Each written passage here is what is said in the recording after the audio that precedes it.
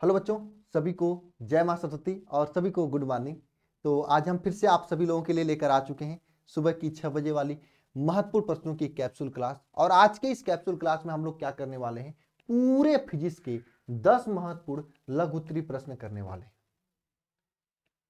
आप इन सभी प्रश्नों को किसी भी कीमत पर मत छोड़ के जाइएगा। ये वे प्रश्न हैं जो आपके एग्जाम में हर बार पूछे जाने वाले हैं और यहां से इस बार भी आपके बोर्ड एग्जाम में सीधे क्वेश्चन देखने को मिलेंगे। तो चलिए आज की ये क्लास शुरू करते हैं। और ये वरदान बैच जिसके बारे में आप सभी लोग जानते हो, जो बच्चे अभी तक वरदान बैच की में ज्वाइन नहीं किए हैं, जिनकी तैयारी अच्छी नहीं चल रही है, जो अच्छे तरीके से रिवीजन नहीं कर पा रहे हैं, जो अभी तक कुछ भी नहीं पढ़े, मैं सभी से कहना चाहता हूं ये रिवीजन कम क्रैश कोर्स जिसका नाम वरदान बैच, इसको सभी लोग जरूर से जरूर ज्वाइन कीजिए। इसमें आपको बहुत ही बेहतरीन तरीके से सभी विषय की पूरी टीम के साथ में बहुत ही अच्छे तरीके से तैयारी कराई जा रही है। इसमें आपको वे सभी चीजें दी जा रही हैं जिससे कि आपके बोर्ड में 90 प्लस 95 प्लस परसेंटेज आ सकते हैं। इसमें आपको वन शॉट दी जा रही है जिसमें आपको पूरा चैप्टर रिवाइज कराया जा रहा है, लाइव क्लासेस के जरिए इंपॉर्टेंट क्वेश्चन कराया जा रहा है, उसका पीडीएफ दिया जा रहा है, स्टडी मटेरियल के जरिए आपको बुकलेट दी जा रही है ताकि नोट्स की जरूरत पड़े ही नहीं आप सभी लोगों को। महत्वपूर्ण प्रश्न, मॉडल पेपर, गेस्ट पेपर, सभी चीजें आपको इसमें प्रोवाइड की जा रही है। ज्वाइन करने के लिए आप सिंपल तरीके से अल्फा इंस्टीट्यूट प्रो ऐप को डाउनलोड कर सकते हैं या फिर नंबर है 930 577 1375, इस पे कॉल करके भी आप जानकारी ले सकते हैं। ठीक है, सबसे पहला क्वेश्चन आप सभी लोगों के सामने है कि चुंबकीय फ्लक्स वैद्युत फ्लक्स को परिभाषित कीजिए और इसका एसआई मात्रक लिखिए। तो वैद्युत फ्लक्स क्या होता है, विद्युत फ्लक्स क्या होता है, बताओ जरा कमेंट बॉक्स में कमेंट करके कि विद्युत फ्लक्स किसे कहते हैं। देखो, विद्युत फ्लक्स का मतलब यह होता है किसी भी विद्युत फ्लक्स का मतलब क्या होता है, पता है आपको? बताओ, जिसको भी पता है बताए एक बार कमेंट बॉक्स में कमेंट करके। किसी भी बंद पृष्ठ से गुजरने वाले वैद्युत बल रेखाओं की संख्या से को क्या कहते हैं, विद्युत फ्लक्स कहते हैं। जैसे आपकी मोबाइल ये बंद पृष्ठ है, इससे गुजरने वाली वैद्युत बल रेखाओं की जो अविलंबवत संख्या होगी, है ना, मतलब इससे गुजरने वाली वैद्युत बल रेखाओं की संख्या को क्या कहते हैं, विद्युत फ्लक्स कहते हैं। किसी भी काल्पनिक पृष्ठ से गुजरने वाली वैद्युत बल रेखाओं की संख्या को क्या कहते हैं, वैद्युत फ्लक्स कहते हैं। एक बार सभी लोग नीचे कमेंट बॉक्स में अंकित कर दे परिभाषा, ताकि आपको याद हो जाए, आपके जहन में बैठ जाए। क्या किसी बंद पृष्ठ से, किसी भी काल्पनिक बंद पृष्ठ से गुजरने वाली वैद्युत बल रेखाओं की संख्या को क्या कहते हैं, वैद्युत फ्लक्स कहते हैं। ठीक है, और हम भी लिखते हैं परिभाषा,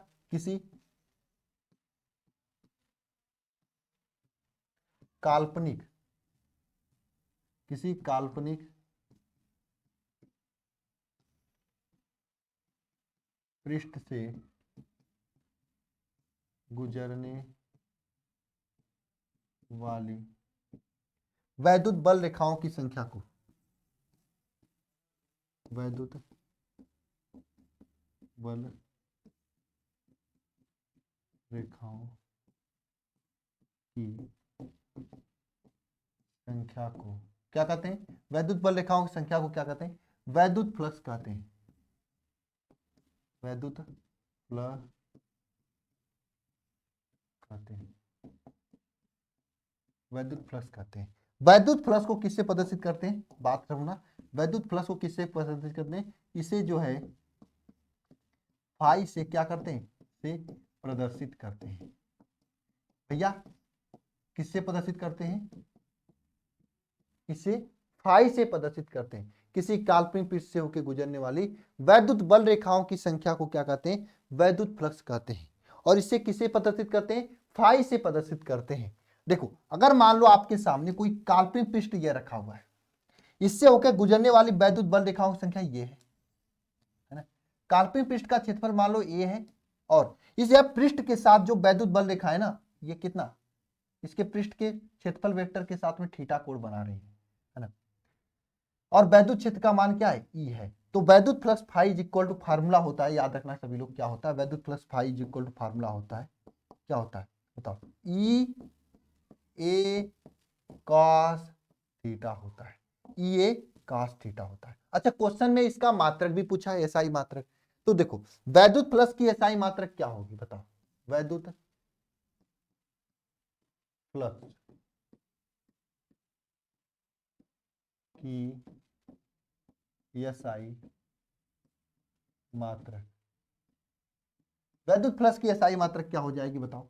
देखो वैद्युत flux phi is equal to formula क्या हमने पढ़ा है, वैद्युत flux phi is equal to formula पढ़ा है हम लोगों ने क्या, ई ए कॉस थीटा। अब देखो फाई का जो मात्रक होगा, का मात्रक जो होगा, फाई का मात्रक क्या होगा, ई का जो मात्रक है, ई का मात्रक जो है इसमें आपको ए का मात्रक का गुणा कर देना है, ए के मात्रक की गुणा कर देना है। अच्छा एक बात ध्यान रखना, यहाँ पे इस कास थीटा का कोई भी मात्रक नहीं होता, क्योंकि कास थीटा विमाहीन मात्रकहीन राशि है, इसके पास न तो मात्रक है न तो विमा है, मतलब इसके बाद न तो नौकरी है न छोकरी है, जिसकी नौकरी नहीं होती उसको छोकरी नहीं होती। बात समझते हो, कौन देखता है ना, वही बात है। तो इन्हीं दोनों को लिखा जाता है। तो फाई का मात्रक क्या हो जाएगा, ई का मात्रक आपको पता होता है क्या, न्यूटन। बताओ एक बार कमेंट बॉक्स में कमेंट करके, क्या होता है, ई का मात्रक न्यूटन प्रति कूलाम होता है, ई का मात्रक। और ए का मात्रक क्या हो जाएगा बताओ, ए का मात्रक मीटर, मीटर स्क्वायर हो जाएगा। तो न्यूटन प्रति कूलाम इंटू मीटर स्क्वायर, ये आपका क्या वैद्युत फ्लक्स फाई का क्या होगा, का मात्रक होगा।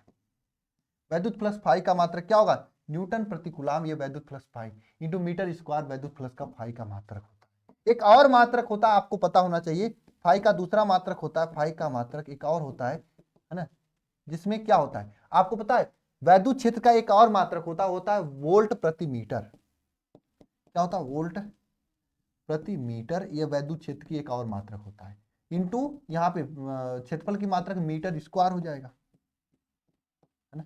अब देखो कुछ नहीं करना बाबू, बस यहाँ पे ये मीटर मीटर से कटेगा, और फाई का और एक मात्रक क्या हो जाएगा, क्या हो जाएगा, वोल्ट मीटर हो जाएगा। फाई का एक और मात्रक क्या हो जाएगा, वोल्ट मीटर हो जाएगा।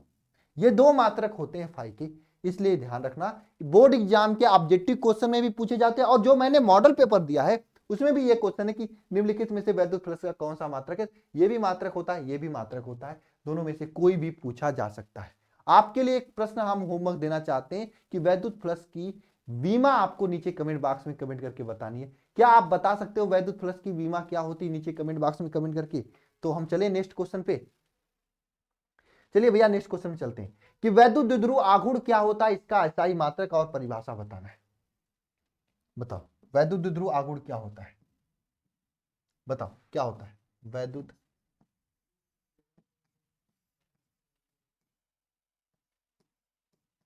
द्विध्रुव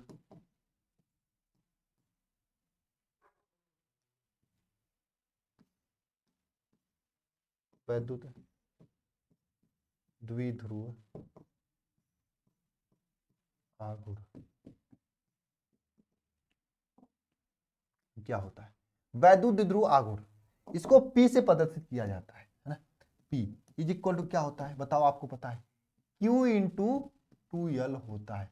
मान लो आपके सामने कोई ऐसा निकाय है जिसमें दो समान आवेश दो समान परंतु विपरीत आवेश अल्प दूरी पे रखा हो, कितना पे, अल्प दूरी 2L पे रखा हो, तो यहां पे आपका वैद्युत द्विध्रुव आघूर्ण क्या होगा, यहां पे इसका वैद्युत द्विध्रुव आघूर्ण क्या होगा पता है आपको, आवेश और उनके बीच की दूरी, है ना। वैद्युत द्विध्रुव आघूर्ण क्या होगा, आवेश और उनके बीच की दूरी, इसी को वैद्युत द्विध्रुव आघूर्ण कहते हैं।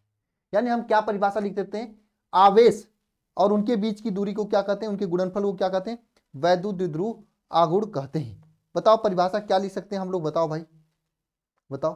किसी द्विध्रुव की लंबाई तथा एक आवेश के परिणाम के गुणनफल को क्या कहते हैं, वैद्युत द्विध्रुव आघूर्ण कहते हैं।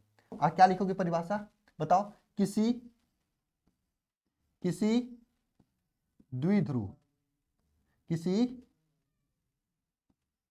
किसी द्विध्रुव के आवेश के परिमाण तथा उनके मध्य की दूरी के गुणनफल को क्या कहते हैं, वैद्युत द्विध्रुव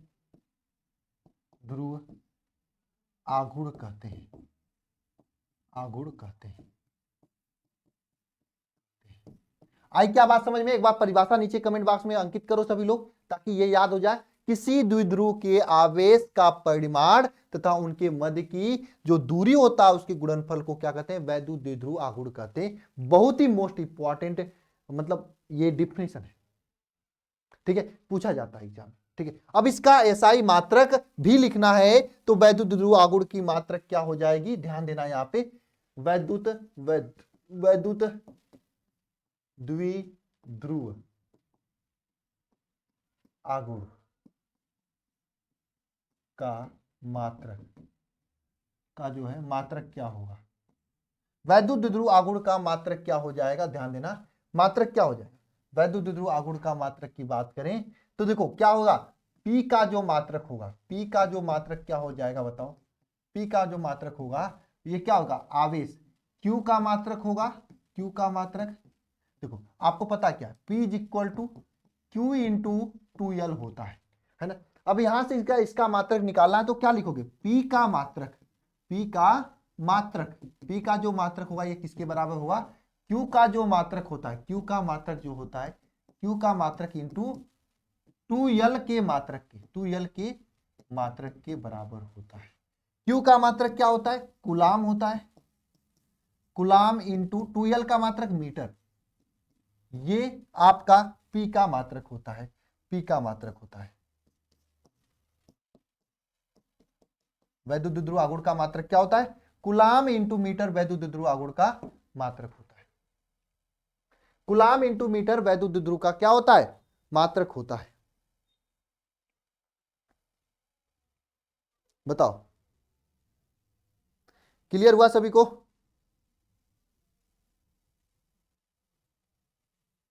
बोलो।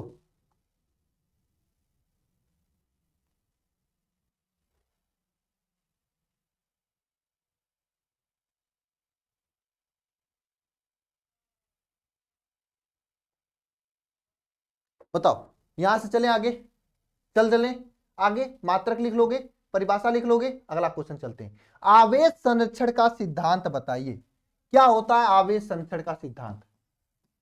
आवेश संरक्षण किसे कहा जाता है? बताओ, आवेश संरक्षण किसे कहा जाता है? देखो, आवेश को नहीं उत्पन्न किया जा सकता है, नहीं नष्ट किया जा सकता है, केवल एक रूप से दूसरे रूप में परिवर्तित किया जा सकता है, यही कहलाता है आवेश संरक्षण का सिद्धांत। बताओ, लिख सकते हो? नहीं लिख सकते हो आप लोग? एक बार लिखो नीचे कमेंट बॉक्स में यस या नो, या खुद से लिखो आप परिभाषा नीचे कमेंट बॉक्स में। क्या होता है आवेश संरक्षण का सिद्धांत की परिभाषा? बताओ।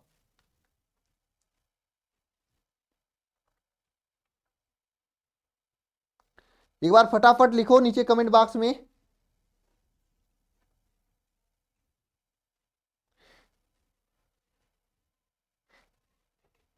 देखो क्या होता है, बताओ आवेश संरक्षण का सिद्धांत।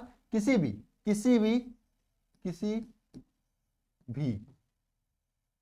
निकाय पर, किसी भी निकाय मतलब कोई भी सिस्टम, कोई भी वस्तु पर संपूर्ण आवेश, संपूर्ण आवेश क्या होता है? आवेश नियत रहता है, नियत रहता है, रहता है। संपूर्ण आवेश क्या होता है? नियत रहता है ना। इसे जो है, इसे नहीं नष्ट किया जा सकता है, नहीं नष्ट किया जा सकता है, किया जा सकता है, और नहीं उत्पन्न किया जा सकता है, उत्पन्न किया जा सकता है, नहीं नष्ट किया जा सकता है और नहीं उत्पन्न किया जा सकता है। केवल केवल एक रूप से, एक रूप से है ना, दूसरे रूप में, दूसरे रूप में क्या हो सकता है ना, रूपांतरित, रूपांतरित ना, एक रूप से दूसरे रूप में परिवर्तित किया जा सकता है ना।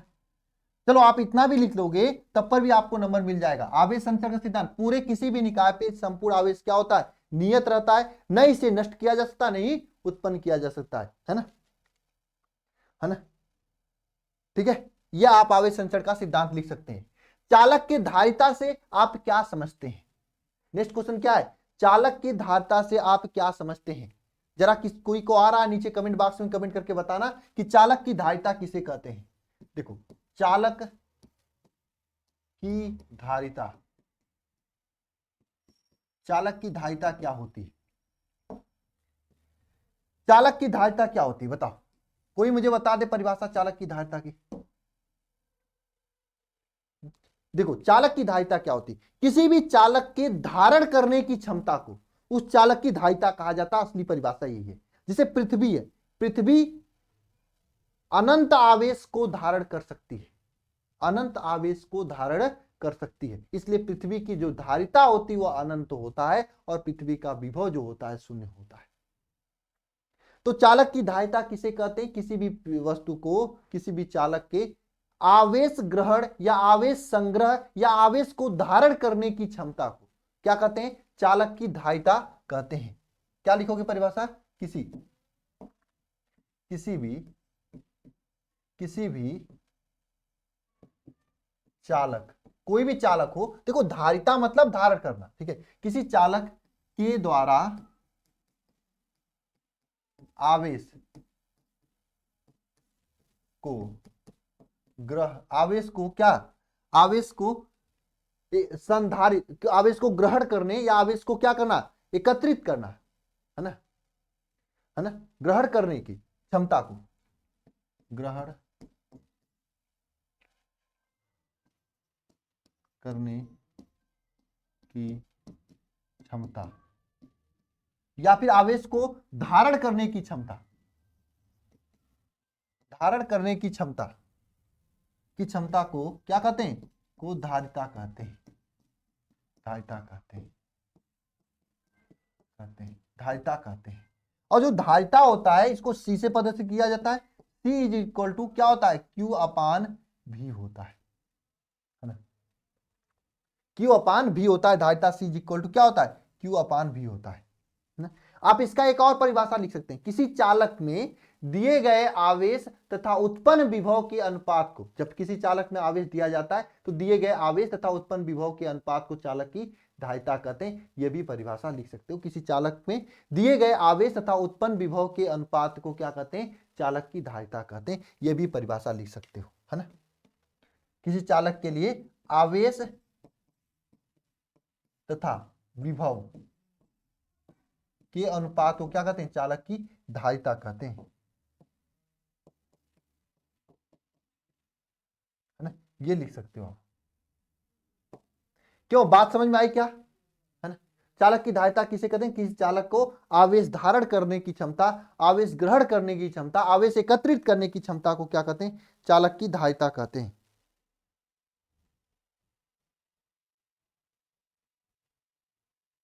बताओ भाई,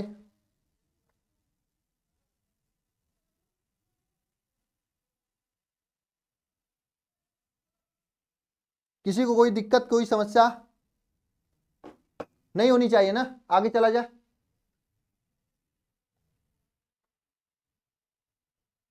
है ना, आगे चला जाए, ठीक है। चालक की धारिता से आप क्या समझते हैं? हो गया। चलो, विद्युतीय विभव को परिभाषित कीजिए या विद्युत विभव की परिभाषा लिखिए। क्या होता है विद्युत विभव?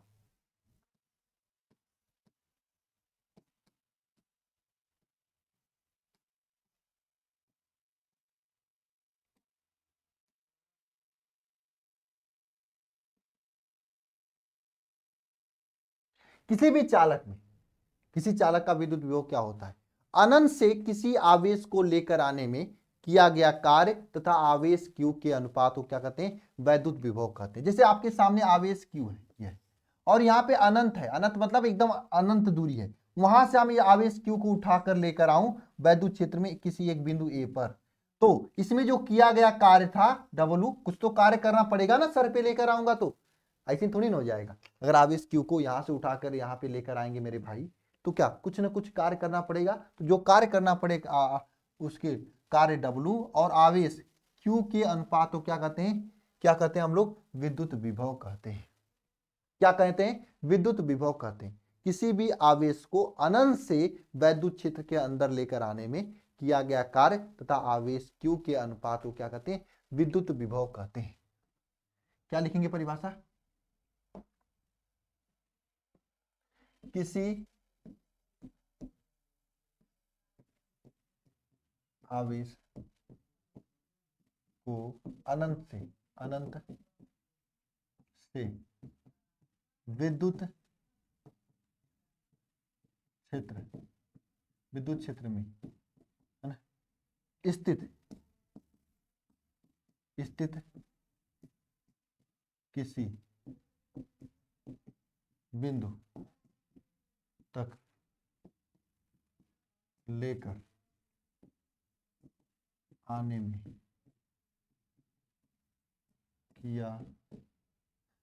में किया गया कार्य तथा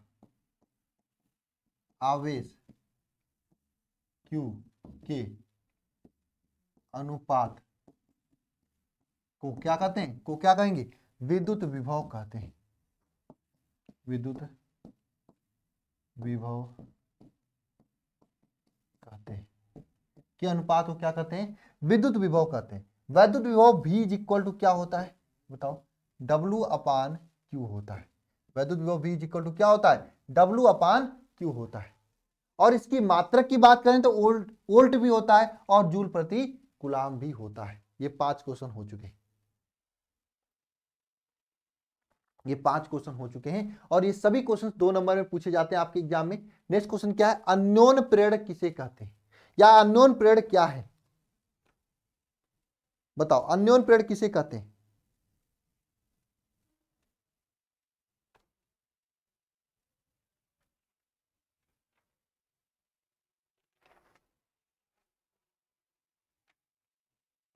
बताओ,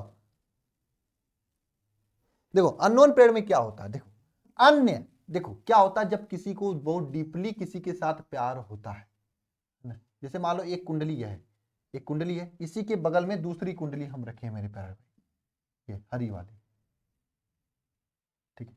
और देखो व्हाइट वाले कुंडली में हम क्या करें, धारा के मान में क्या कर रहे हैं, परिवर्तन कर रहे हैं। व्हाइट वाले कुंडली में क्या करें, धारा के मान में क्या कर रहे हैं, परिवर्तन कर रहे हैं।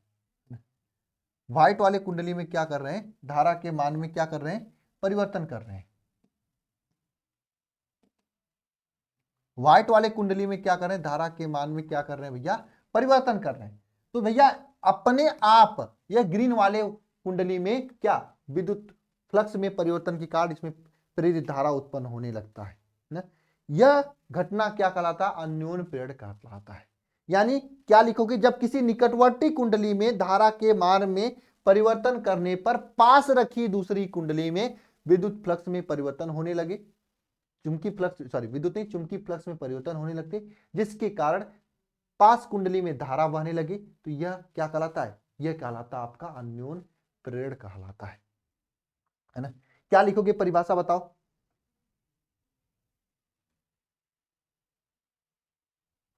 है ना, क्या लिखोगे परिभाषा बताओ।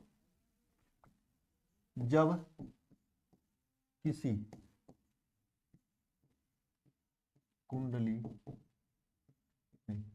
कुंडली में वैद्युत धारा में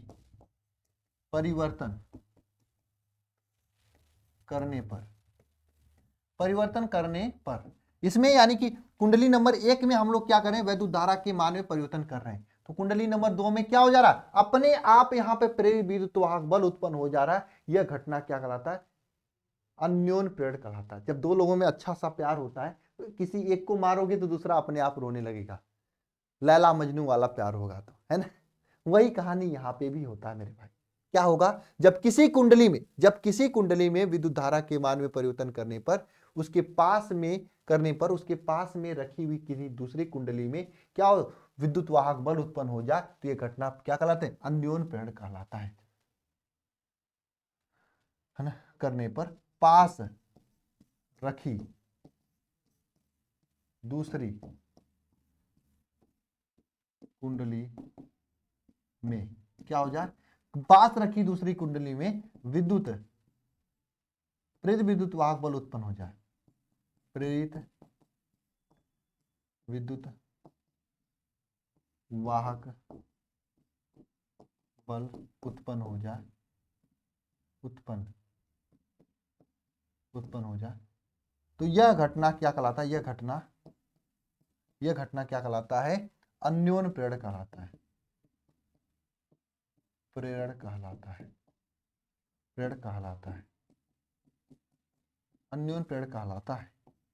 यह घटना क्या कहलाता है, अन्योन्य प्रेरण कहलाता है। यानी जब किसी कुंडली में विद्युत धारा के मान में परिवर्तन कर रहे हो तो पास में रखी दूसरी कुंडली में क्या हो जाए, प्रेरित विद्युत वाहक बल उत्पन्न हो जाए, तो यह घटना जो है क्या कहलाता है, अन्योन्य प्रेरण कहलाता है। ठीक है, इस तरह से आपको फिगर भी रखना है वहां पे। ठीक है, विद्युत अनुनाद को समझाइए।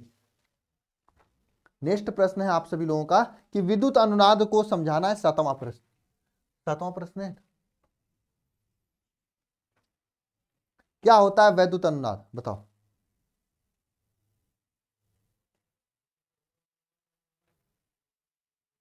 जब किसी विद्युतीय परिपथ में क्या होता है, स्वाभाविक आवृत्ति जो होती है आरोपित आवृत्ति के बराबर हो जाती है ना, तो यह क्या कहलाता है, यह घटना विद्युतीय अनुनाद कहलाता है। क्या लिखोगे, जब किसी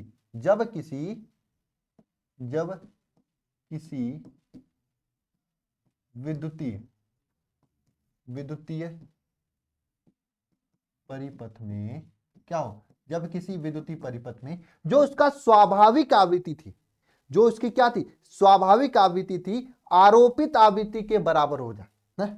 जब उसकी स्वाभाविक आवृत्ति जो उस परिपथ की आवृत्ति थी वह आरोपित आवृत्ति के बराबर हो जाए तो यह घटना क्या कहलाता है, बताओ। यह घटना क्या कहलाता है, बताओ। यह घटना विद्युत अनुनाद कहलाता है। जब किसी विद्युतीय परिपथ में उसकी स्वाभाविक है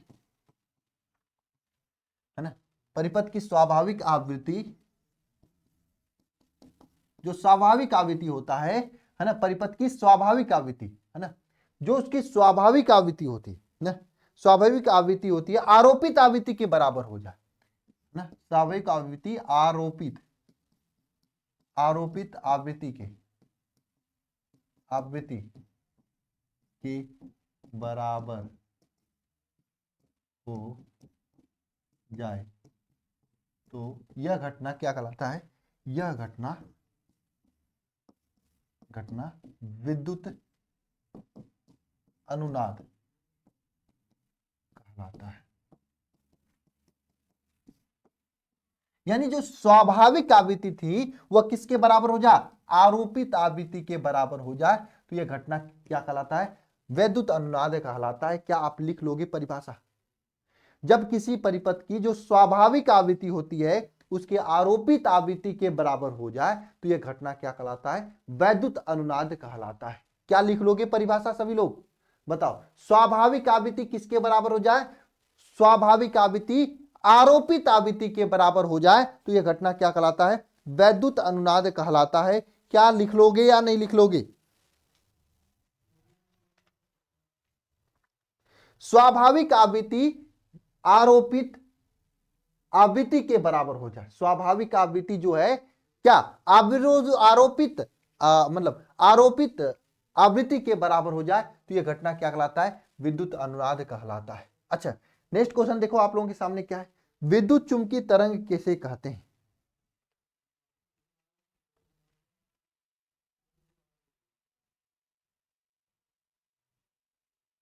बताओ। विद्युत चुंबकीय तरंग किसे कहते हैं, विद्युत चुंबकीय तरंगे वे तरंगे होती हैं जो एक दूसरे के लंबवत तलों में विद्युत क्षेत्र तथा चुंबकीय क्षेत्र के वक्री दोलन से बनी होती है। क्या होती है, यह देखो एक दूसरे के लंबवत तल में, जैसे आपके सामने यहाँ पे ये आपका क्या है, जैसे यह आपका वैद्युत क्षेत्र का ई है तो इसी के जस्ट लंबवत ये आपका चुंबकीय क्षेत्र का हो जाएगा, है ना। तो ये जो तरंगे इन्हीं के आरोपित होने के कारण से जो बनेंगी उसे विद्युत चुंबकीय तरंग कहलाएगी या कहा जाता है। यानी विद्युत चुंबकीय तरंगे वे तरंगे होती हैं जो एक जो एक दूसरे के लंबवत तलों में, है ना, क्या लिख सकते हो, विद्युत चुंबकीय तरंगे, वे तरंग होती हैं, वे तरंग होती हैं जो एक दूसरे के, जो एक दूसरे के लंबवत तलों में विद्युत क्षेत्र तथा चुंबकीय क्षेत्र, जो एक दूसरे के लंबवत तलों में, जो एक दूसरे के किसमें, लंबवत तलों में, देखो इस तरीके से होती हैं, ऐसे ऐसे ऐसे करके चलती हैं, ऐसे छू छू छू करके जाती हैं, ऐसे ऐसे करके, है ना, यानी एक दूसरे के लंबवत तल में होती हैं, एक दूसरे के लंबवत तलों में वैद्युत क्षेत्र तथा चुंबकीय क्षेत्र के ज्यामितीय दोलनों से बनी होती है ना, लंबवत तलों में वैद्युत क्षेत्र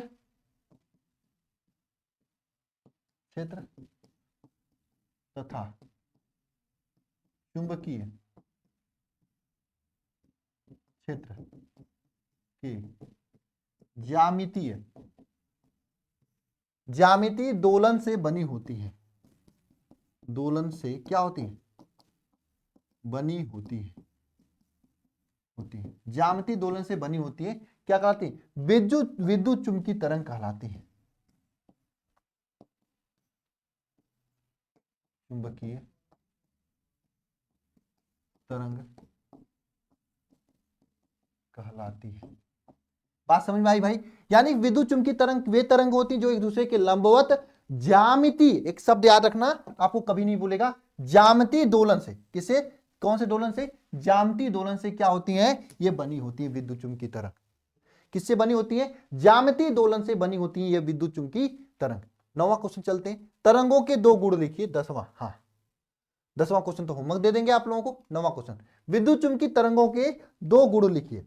तो देखो दो ही गुण लिखना, तो हम पहला गुण बता सकते हैं, विद्युत चुंबकीय तरंग क्या होती है, यह जो होती है अनुप्रस्थ है ना, अनुप्रस्थ तरंग होती है, ये कैसी होती है, अनुप्रस्थ तरंग होती है, यह अनुप्रस्थ तरंग होती है। दूसरा गुणधर्म क्या होगा इसका, बताओ, दूसरा गुणधर्म क्या होती है ना, इन तरंगों का जो चाल होता है, इन तरंगों का चाल यानी वेग, प्रकाश के वेग के क्या होती है, बराबर होता है,